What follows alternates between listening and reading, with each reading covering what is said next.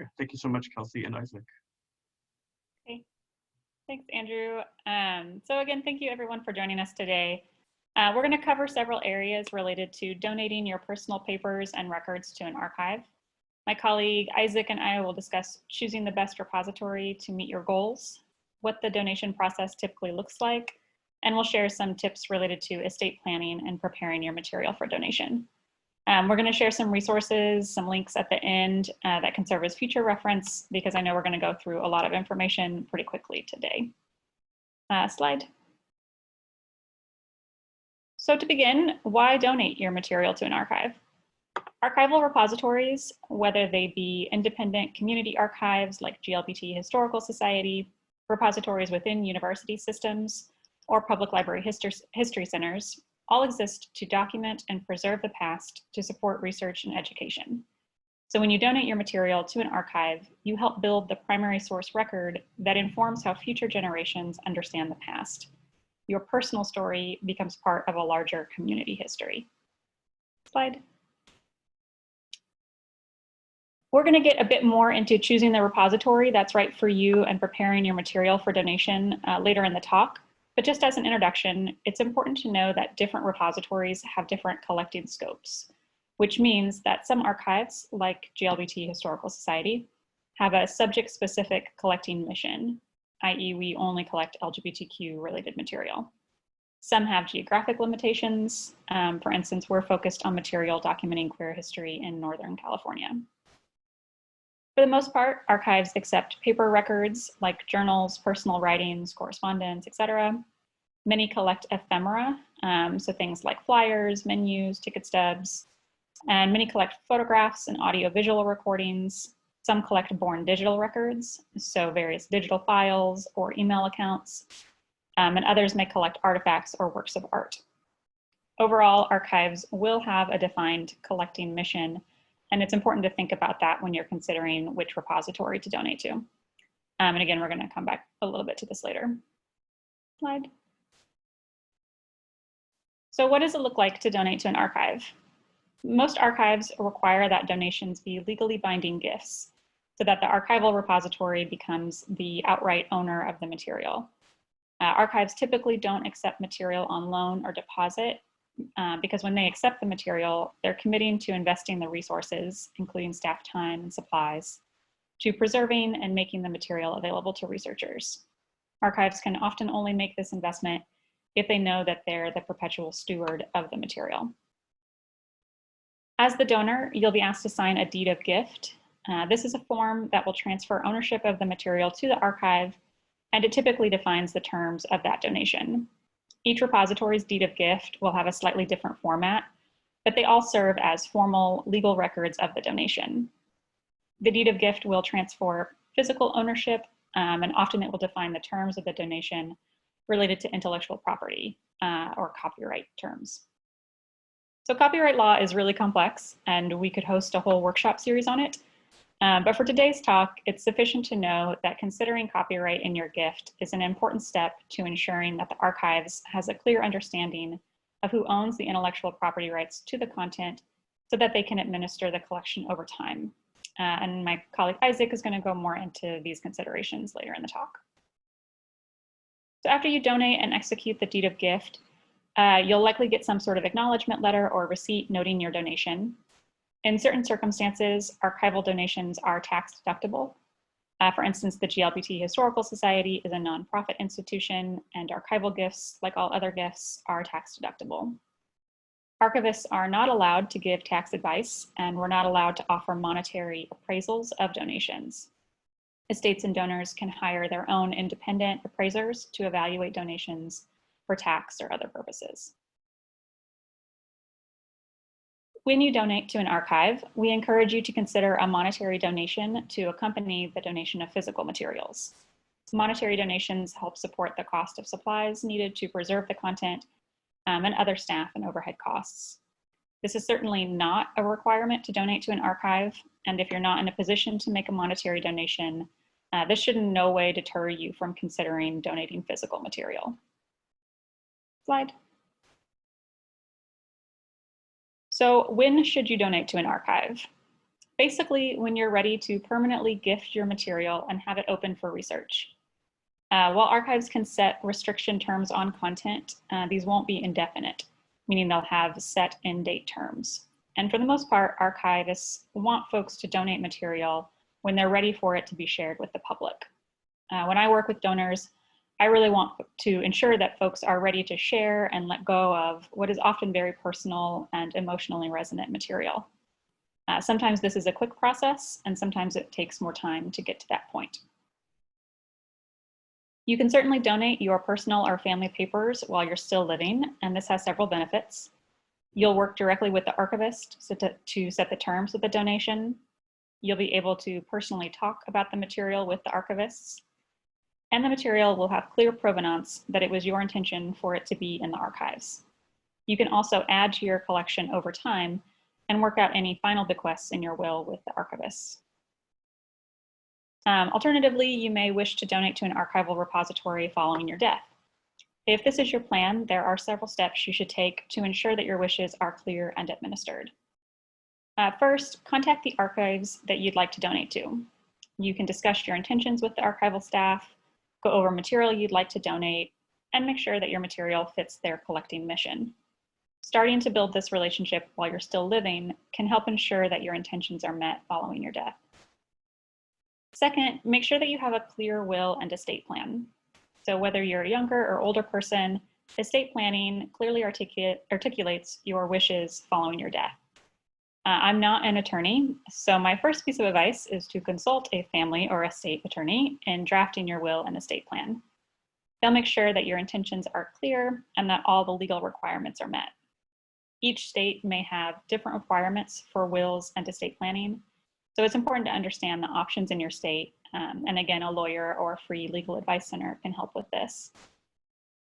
In regards to archival material in your will and estate planning, you want to consider what material is to come to the archives and consider any intellectual property transfer and or monetary donations to accompany the donation. Often, sorry for the doorbell. Often it's useful to discuss these intentions with your executor in addition to your attorney or estate planner prior to your death so that your intentions are clearly understood. Especially for LGBTQ folks, having a will and estate planning can ensure that your wishes for your legacy are honored. Estate planning can ensure that chosen family and unmarried partners, along with your favorite nonprofits, are protected and provided for following your death. Inheritance laws privilege blood and marriage relations. Robust estate planning allows you to better control your assets and make decisions about what happens after you're gone. And like Andrew was saying, we're going to have another talk in this series about financial and estate planning with an attorney and an expert. So I really do encourage you to attend that talk as well. And with that, I'm going to pass it over to Isaac. Thanks, Kelsey. So I am going to talk in this next part about copyrights and privacy and various other things just relating to what we call intellectual control in archives, or the ideas as opposed to the physical things. If my slide will advance, here we are. So archives and copyright have a complicated relationship. It was never designed for archival materials, but it often interferes with archival materials being used the way that their donors and the archives want them to be used. Now, copyright is a great thing. I am a writer, and it helps me make my money off of my work, and it prevents inappropriate use of it. But the problem is that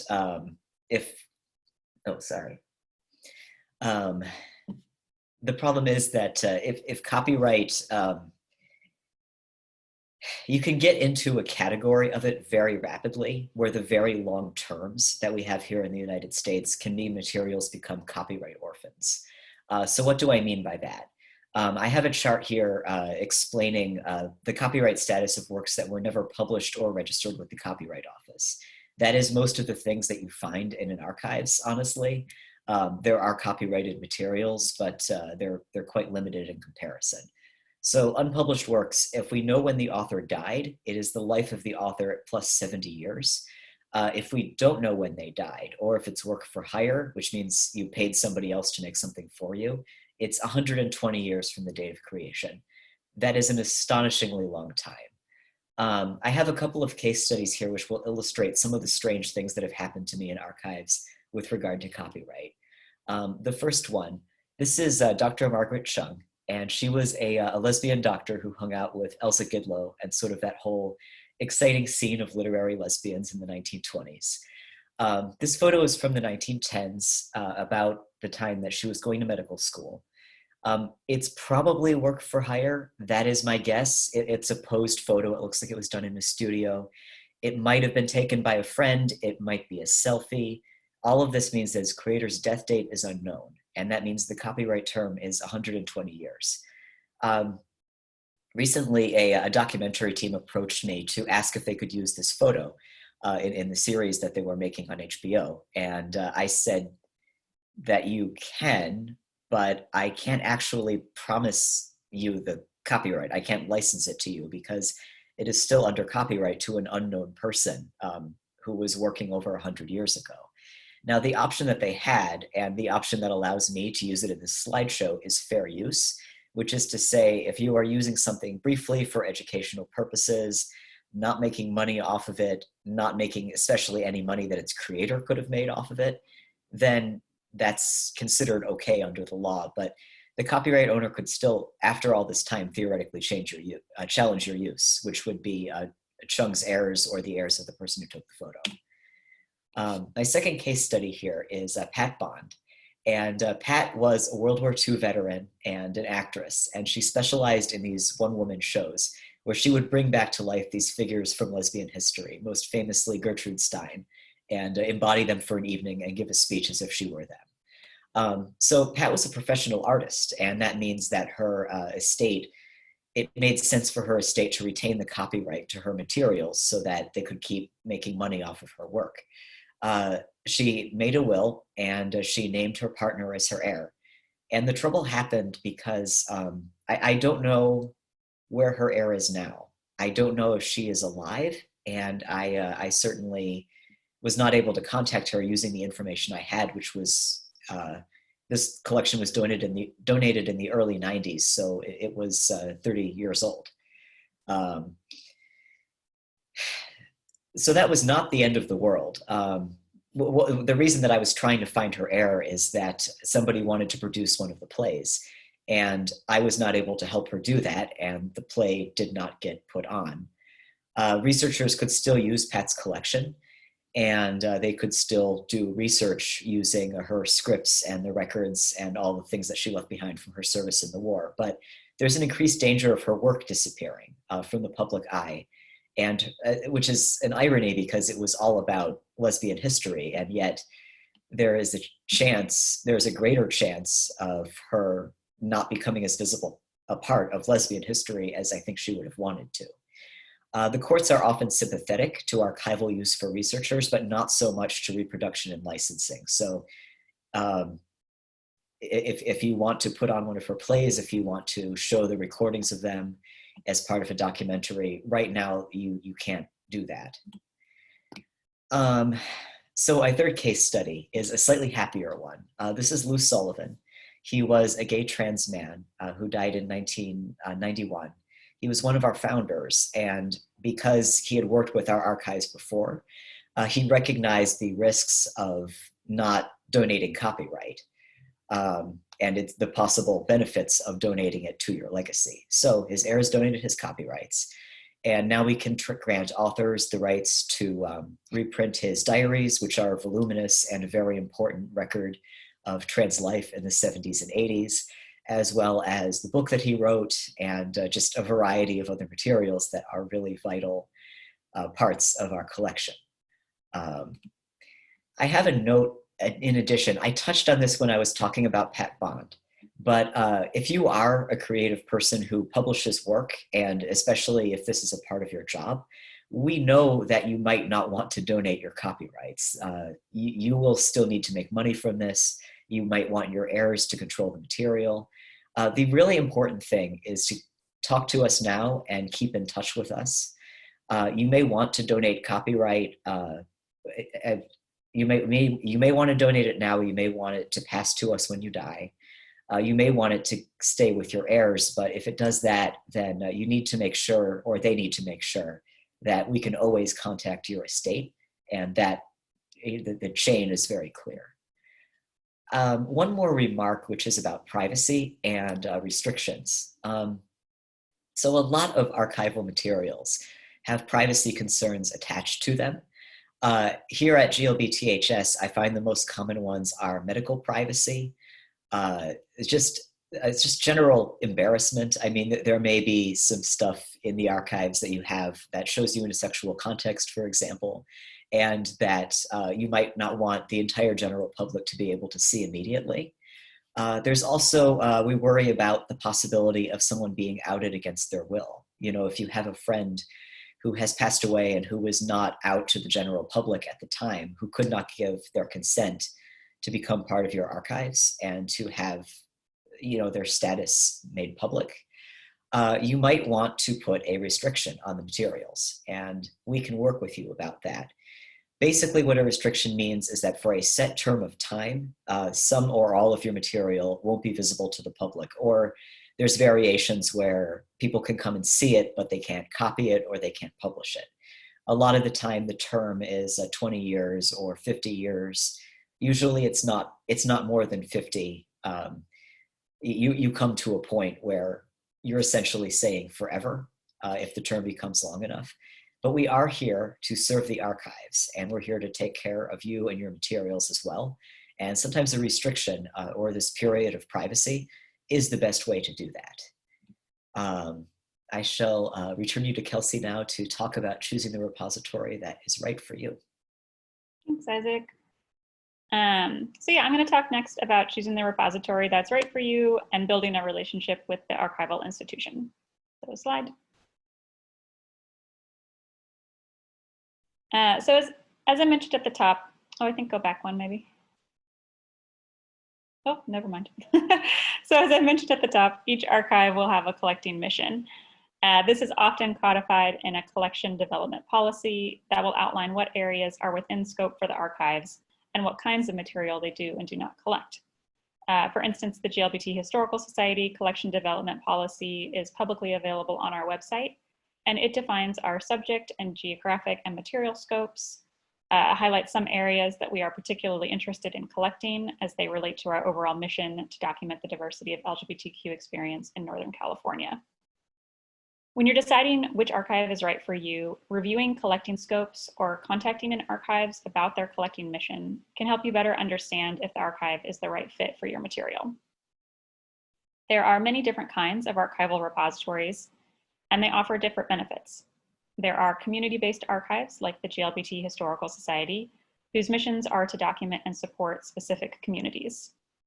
There are university-based archives that may have subject-specific areas of focus, and they often also document the work of the university and its students, faculty, and staff. And there are a variety of other public and private city, state, and national institutions whose goals are to collect the history of an area, region, or nation. Different archival repositories will have different resources, technological capabilities, and access policies. When deciding which institution is right for you, it's important to think about your values, what kinds of institution or what kind of institution you want to support, and what your goals are for your material. For instance, you may want your life as a queer person to be documented and preserved at an institution explicitly dedicated to documenting LGBTQ history. You may want your material digitized and made available online in a certain timeline. In that case, you'd want to talk with the archive about their digital archives capabilities and your expectations. Slide. So whatever your goals and values, you want to make sure that you have confidence in the institution and that you're ready to let go of ownership and entrust your material to that archives.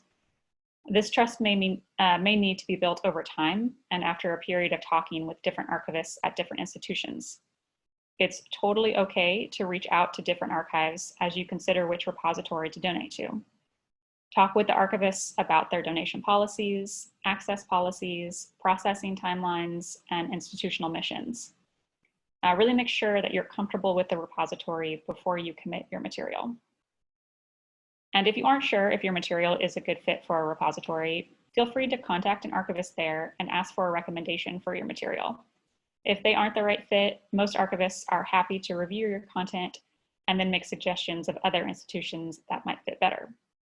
And at the end of this talk, we're going to share a link to some online resources to help you review your options of different institutions throughout the United States. Slide.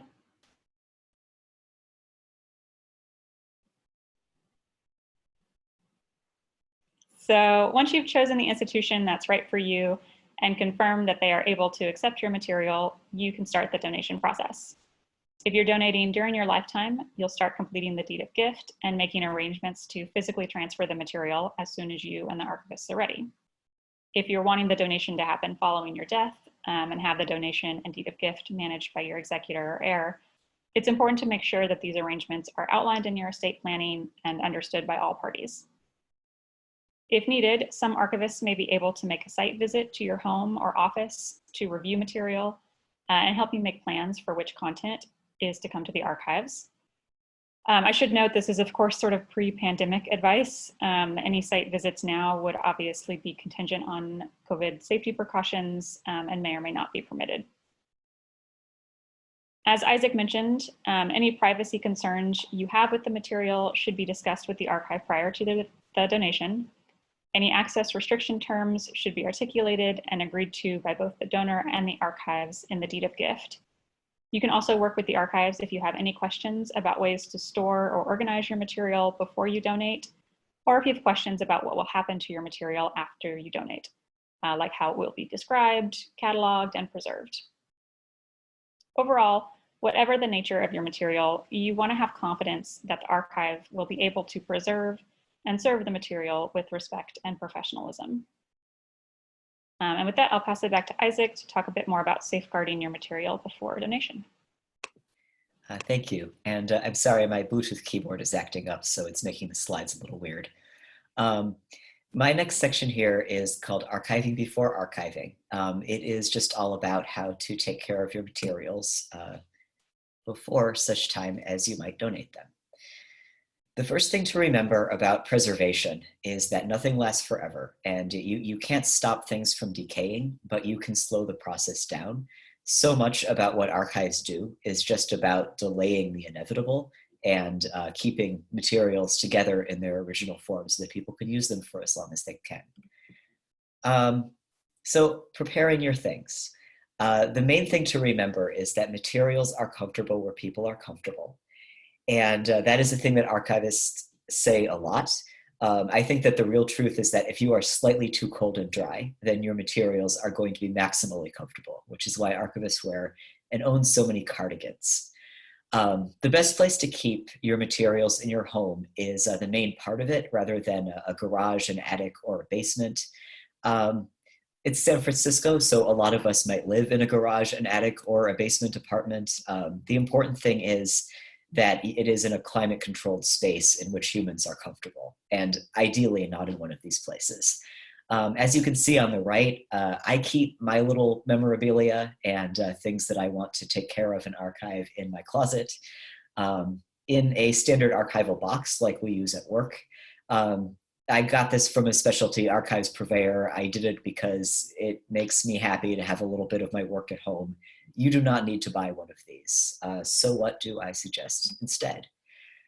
What we really like to see people keep their things in are a plastic container or a metal filing cabinet. We were talking about how if you have a small collection of fireproof boxes, also great for reasons that right now are all too obvious. Wood and cardboard are not as ideal for containing archival stuff. Professional archival boxes are made of cardboard, but it's acid-free. The real danger with these natural materials is that because they're made of plants, and so they are going to be prone to decaying faster, and also the acids made, especially in making cardboard, are going to be damaging to a lot of materials a lot of the time. Foldering. It is a great bonus, but it's not necessary to keep things in folders within the big box or cabinet.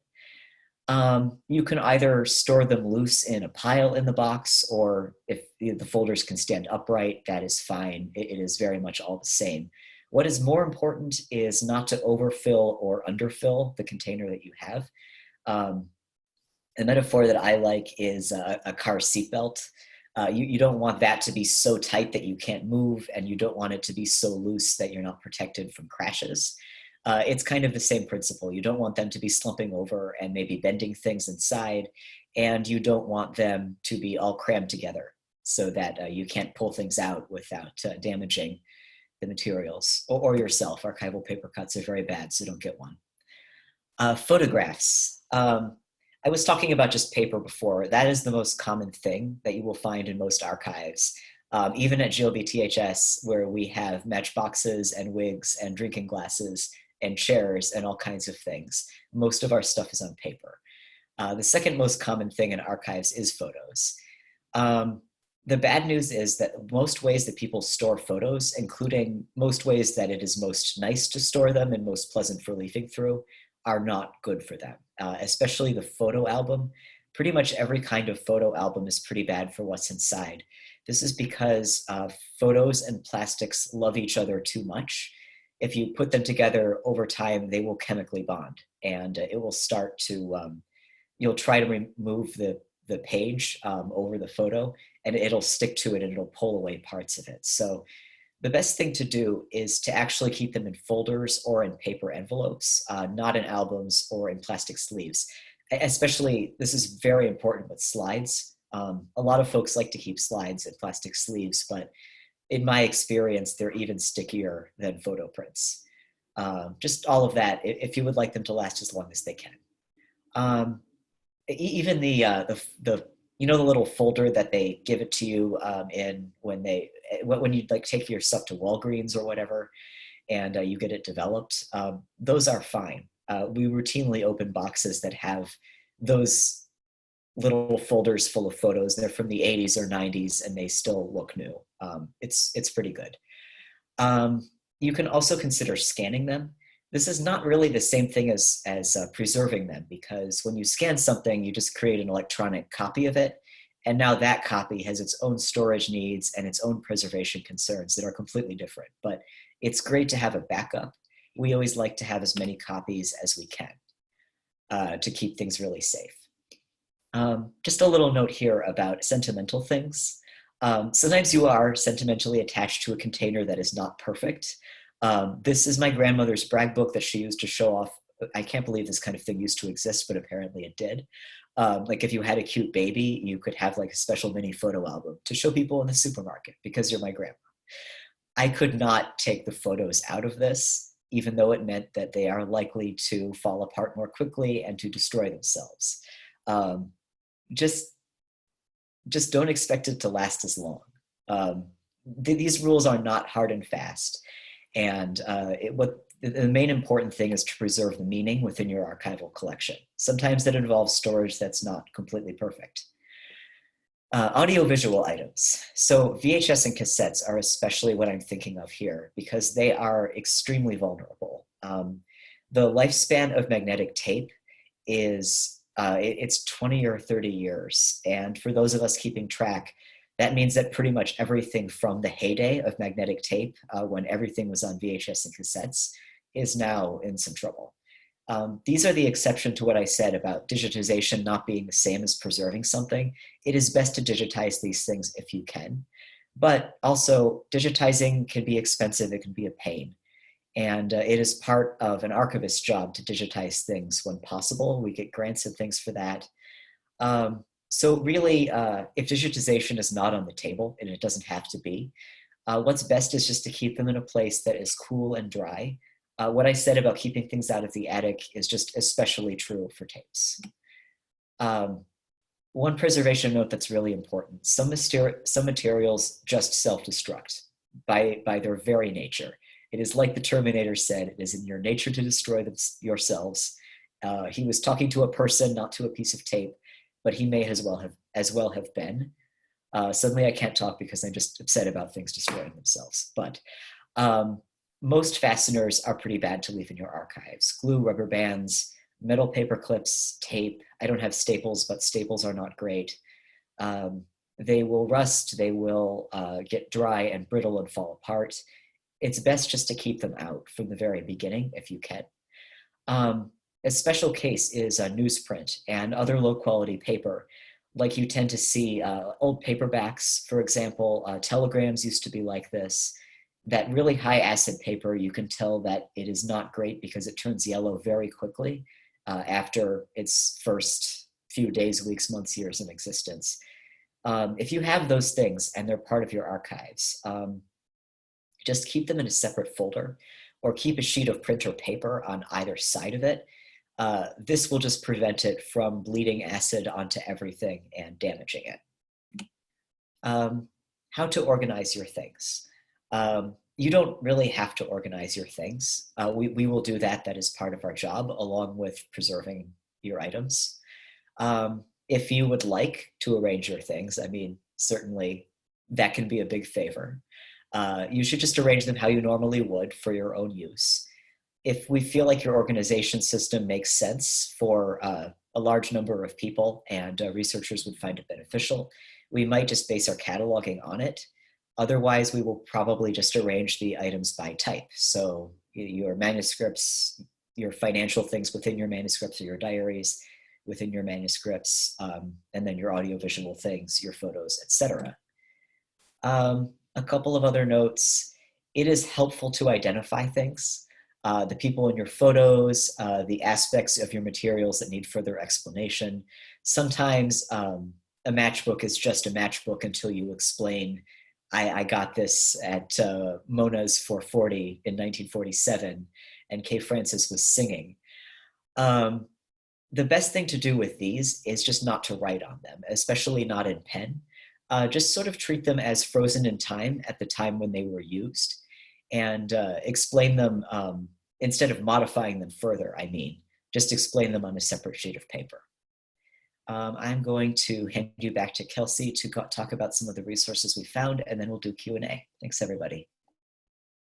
All right, thanks, Isaac. Yeah, so just to wrap up, I wanted to share the resources that we've mentioned throughout the talk, and just touch briefly on how the COVID-19 pandemic is impacting archival donations. So this pandemic has obviously impacted people in all sorts of ways, sort of in ways that are relevant to this talk. It's made some folks really consider their own end-of-life planning. It's given some folks lots of time at home to clean out storage spaces and discover material that they'd like to donate. And it's made some folks consider how they might support important cultural institutions through these hard economic times. Each repository is going to have different capacity to handle new donations right now. Some are able to accept donations with social distancing measures in place.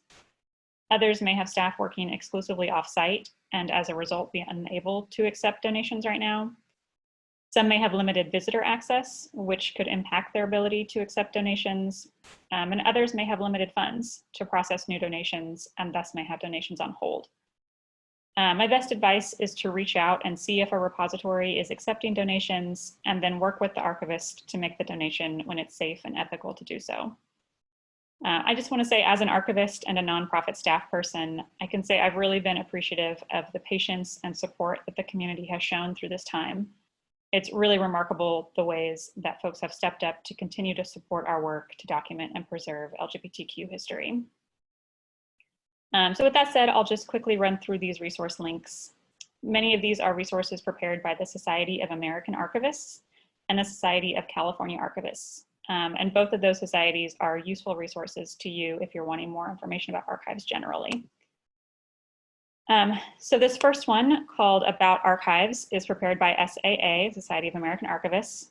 And it just sort of will brief you on what an archivist does, what an archives does, what their responsibilities are. Donating your personal or family records to a repository is an SAA resource. This one is really going to be the best sort of summary of this talk. If you're looking for just a website to run through the big topics we discussed today, that one's really great. Preserving Your History is a series of pamphlets created by the Society of California Archivists, and they're going to touch on a lot of the topics that Isaac mentioned around preserving your material in your home and some basic preservation steps that you can take. About Copyright is what it sounds like. It's going to go more into the copyright issues that Isaac sort of mentioned, so that's a good resource for copyright information. And then we have a list of LGBTQ archival repositories in the United States that we recently created to familiarize folks with different LGBTQ archives throughout the United States. So if you're wanting to explore options, that's a good place to start. All right, so with that, I think we're gonna go, I saw a little note here. Yeah, so people can start just sending us questions in the chat, and our moderator will help manage these too a little bit if things are coming in from Facebook or wherever else. And we'll just try and start covering things.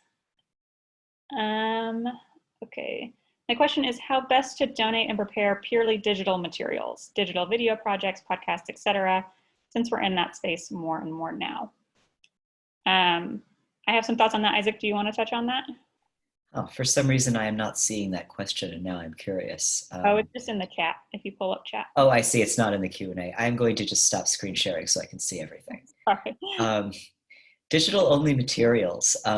You know, I will leave it to you to answer the bulk of that question. It's something that the field of archives is still figuring out, but we do increasingly have systems that can store electronic things to the same archival standard with basically, it's a question of being able to preserve things on a computer with enough information surrounding them so that they have context in the way that a paper archives can. We're just implementing a new system now. They're called, oh no, what does DAM stand for? I knew I would blank on something today. Digital Asset Management Systems. Thank you, yes. So yeah, the field is evolving to encompass more digital stuff. Yeah, and there are software-specific sort of tools that archives are using. One is called ePad. That's to manage archival email accounts, and a way to work with donors to even sort of go through those email accounts that are long-lasting. Basically, you're wanting to do copies. That's sort of the best thing that you can do in your home, and as a simple step. So if you've got photos on your phone and they only exist on your phone, that phone gets lost, that phone gets broken, those photos are gone. Backing stuff up in the cloud, whatever cloud service you want to use is useful. Things like AWS are not that expensive, even for private users to have accounts and things like that. So you can look into cloud backups where you'll have copies that are redundant, and that's the point of those companies, is to provide those services. Otherwise, in your home, you can have hardware like hard drives and store things on those. Just know that those will eventually fail too. So you want to keep an eye on how old those hard drives are and make sure that everything is labeled on them. If you're kind of going through and wanting to reorganize your files, make sure you're naming things in a consistent, logical way, just so it's understandable to a person who doesn't know those materials. So if I see a file name, I sort of have an idea of what should be in there, or what that folder is titled. Just some simple steps like that is a good way to start. So I just dropped my email into the chat because someone asked if we can see a copy of the resource list. And yeah, I can share the slides with anybody who asks. Mm-hmm. And I think we will, following this talk, likely be able to send out the slides, or at least those resource lists to everybody who joined. We typically are. Lee might jump in around that, but I think that we can do that too. And most of those, all of those resources are available online. This event is recorded too, so if you ever want to go back and just look at that screen, you can. The LGBTQ resource list, as far as archival repositories, is on our website. Yes, and Lee is saying we can send slides to everybody. Did I hear correctly that your area of focus is only related to Northern California? For example, I have a notable collection of vintage audio from the 1920s and 30s and some photographs of early LGBT performers that they may not have been associated with the region. Yeah, so our collecting scope makes clear that anything post-1970 is particularly focused on Northern California. There are other queer institutions that collect more broadly geographically from the 1970s forward. Anything that's older than that, we actually have some sort of room in our collecting development policy to review things from an older time period, because those materials are much rarer and just more at risk of rapid decay. So certainly like phonograph records would be something we'd want to look at quickly to see if there's still a preservation possibility with them. So earlier stuff, certainly contact us about, even if it's outside of our regions. What is AWS? Real quick, it's Amazon Web Services. So it's a service run through Amazon for storage. So looking at the Q&A, oh, sorry. Yeah, go for it. Were you going to discuss the range and names of different archives that might be appropriate for LGBT materials? It was a little bit outside of the scope of this talk, but the list of queer archives that we have compiled, actually Kelsey did this recently. It's one of our research guides, and we can send that out to folks who attended this event as well. Yeah, here on the West Coast, there are several major queer archives, so there's definitely a whole world out there to consider. Yeah, I would say the major ones in California to be aware of are us, the One Archives at USC, the Hormel Center and the SF History Center at SF Public. Those are three major repositories in California that are specifically LGBTQ related. My collection contains a large amount of ephemera like pinback buttons. Do you have a recommendation on how to store them? Basically, you want to, and Isaac, you can jump into on this, avoiding rust is pretty important. So keeping them sort of dry and in a relatively temperature controlled environment is the first major step you can take. Environmental concerns are something that even more than the material in which they're stored, the environmental concerns are going to be the biggest impact on most material. So keeping things dry and relatively temperature controlled, that's really your first main step to focus on. And for what it's worth, we keep them in an archival box in baggies. The baggies are also helpful for sorting them out by topic. Mm-hmm. They have bags. You can buy boxes, sort of memento boxes, if you're looking to invest in something that will have small containers if you really want to organize things out. But bags are a way to sort of store them in bulk as well. So I am fascinated by this one. I'm not sure if I can answer it myself immediately. Can a gay architect or designer claim intellectual property on a 50-year-old site that is publicly owned? For example, a train station and its desire to make it historically architecturally significant. This person is alive and wants to preserve its significance with community support. I don't know about intellectual property to public sites. Yeah, this one is a little bit outside my scope. I'm not going to lie. So I think we'd have to consult a variety of people. Historical preservation, I would say, is sort of where this falls when you're talking about site preservation or building preservation. It's a whole field dedicated to historic preservation, and folks in that field are really the best people to talk to about that. Although we do have archival materials relating to the design of a train station. The architect who designed Civic Center BART and the Castro Muni station, we do have I don't think that there are plans, but there are materials relating to his architectural career. Mm-hmm. So sometimes we play a role, even if the preservation of physical sites is a little bit outside of our scope. Mm-hmm.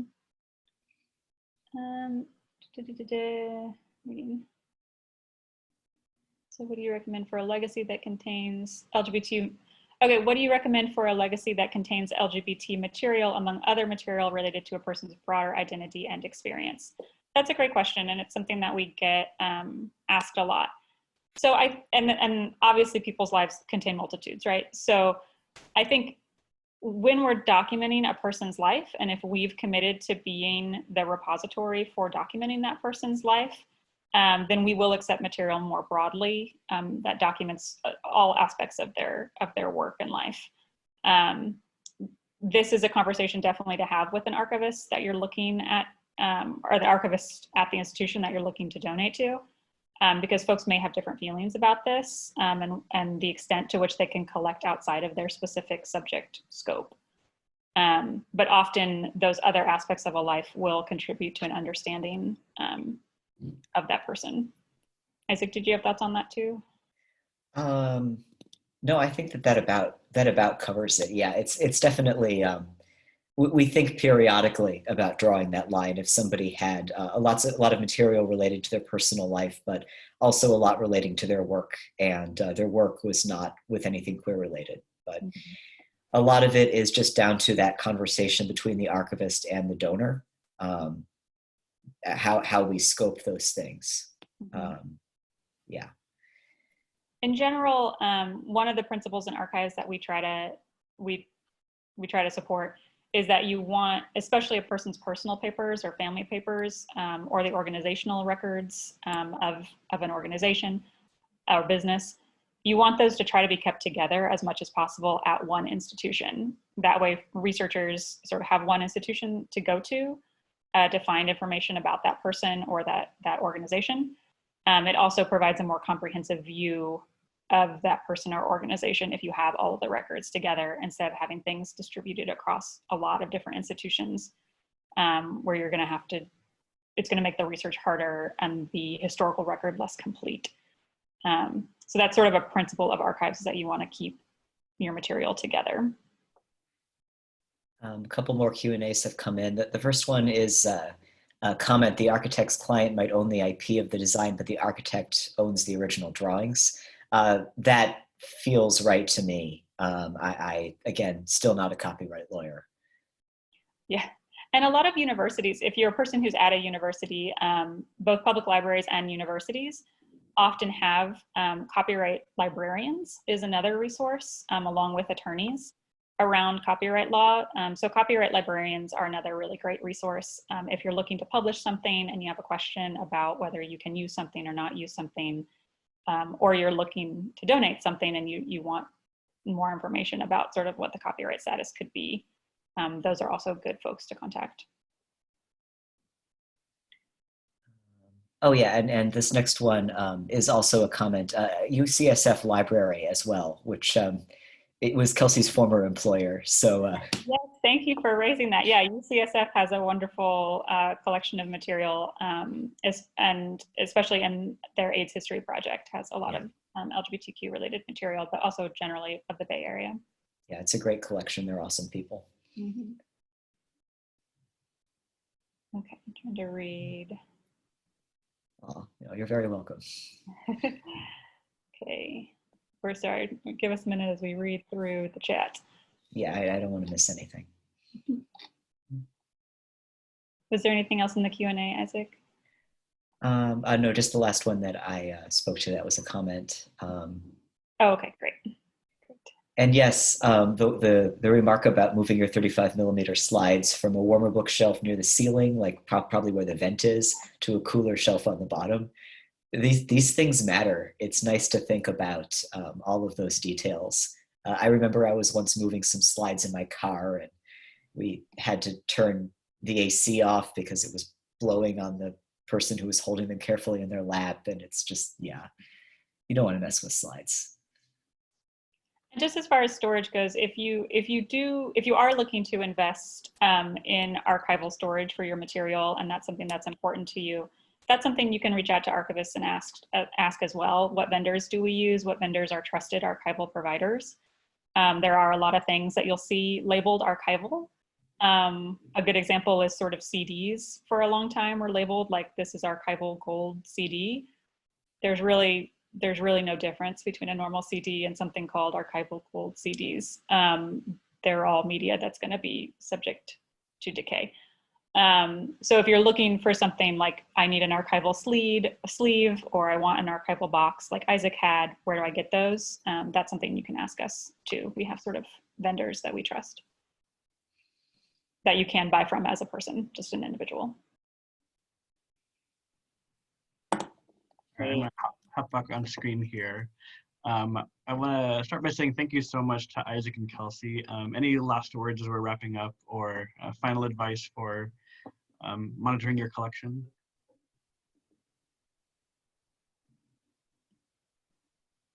All right, sounds good.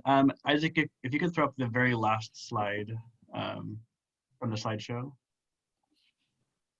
Right. Should be one more. Yeah, there it is. Okay. This is just another reminder for next week's program. It's the second part in the series, focusing on a different kind of leaving your legacy, but still a really important point. So come back. Alma Sungibek will be able to answer a lot more of the technical questions around wills, estate planning, the legal questions. So definitely look forward to that. Come with questions prepared. And if you sign up for that one, you'll also get some more information via email after the fact about suggested language, things like that.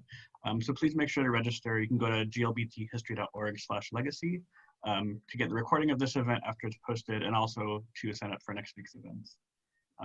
Again, I want to thank Isaac and Kelsey for doing an amazing job. I learned a lot, and I'm excited to start archiving my stuff. I just moved into a new apartment, and part of that was clearing out shelves, and I sort of wish I had done this program a few weeks earlier, because I probably would have saved a few things better, but that's okay. They probably weren't that archivally important anyway. It's a process. It is, it's definitely a process. We're all learning. So thank you so much. Please come back and join us for next week's event, and for other upcoming events, go to glbthistory.org/events for all of our upcoming events and to learn more about us. Thank you so much. Thank you, Isaac. Thank you, Kelsey. Thanks, Thank everybody. you.